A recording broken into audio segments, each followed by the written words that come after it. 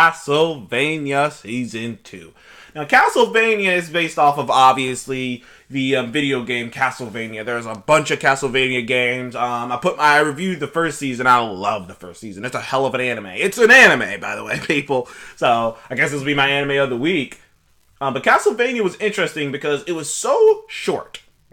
It was only four episodes. It was 4 episodes for literally 25 minutes an episode. So you literally could binge Castlevania in like 3 hours.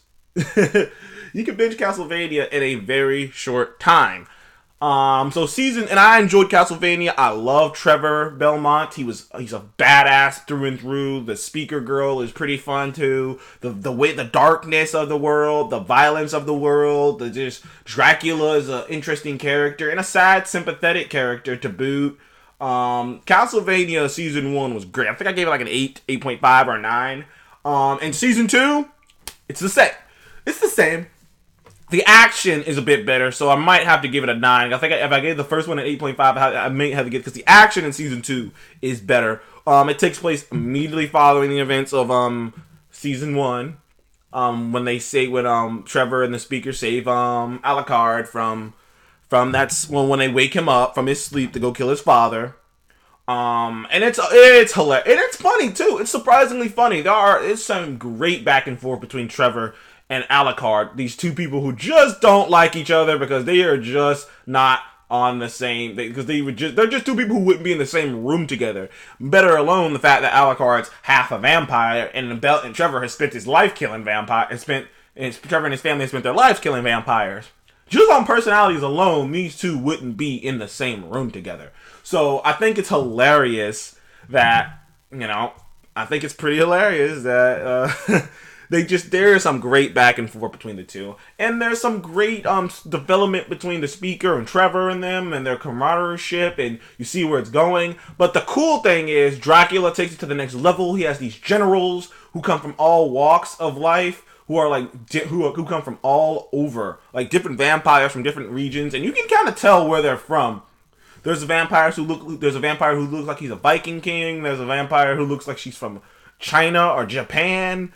There's vampires who look like they're from Germany. There's vampires that basically everybody's vampires is represented in his general court. And they're all different levels of assholery.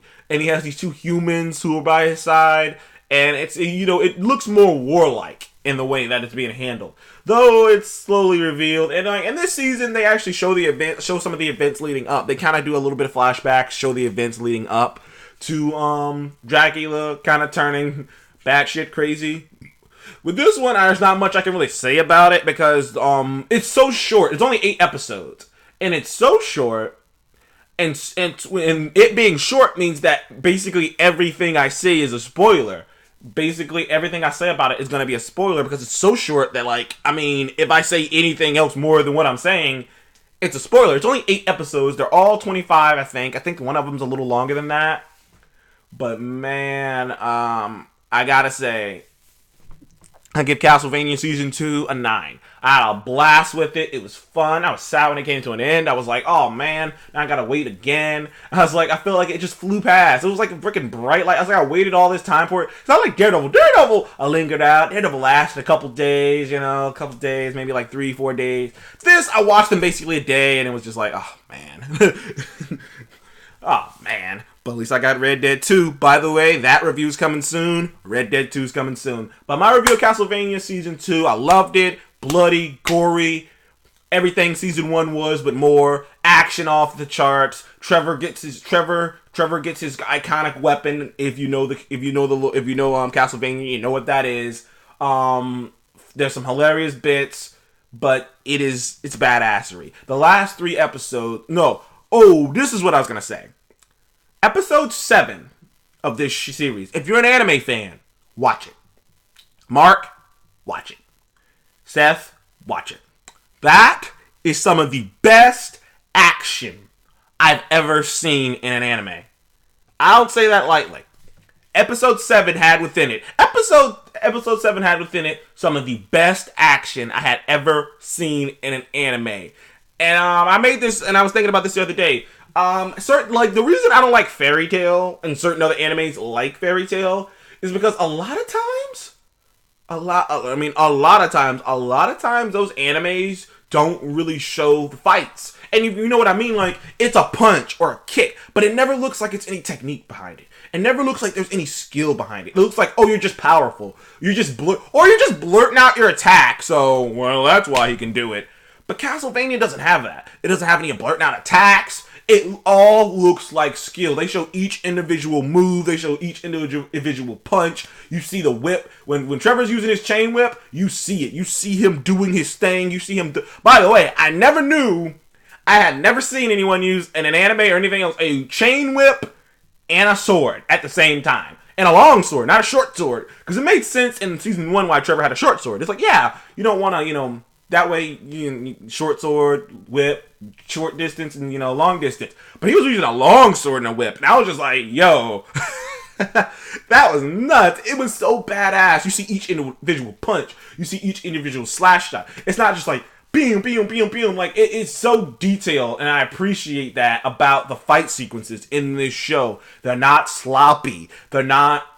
Because a lot of animes think that if they just make a lot of loud noises and a lot of flashy lights, that a lot of loud noises and flashy lights, that just equates to good action sequences. It's one of the things I've always loved about Naruto, is that Naruto, for all of its flaws, they know how to do a good action. They know how to do a great fight sequence. They know the makings of a great fight sequence, of showing the technique of fist hitting fist, of hand hitting hand. And like in real life, because like I love Dragon Ball Z. I joke a lot with Mark about it, but it's really just joking. I still do love Dragon Ball Z deep down. But even I have to admit, like, the one thing I loved about like Naruto, and even in this too, is the subtlety of sound of objects hitting objects. Yeah, if you block someone, it's not gonna be a fucking tank sound. It's just be like, that's realistic.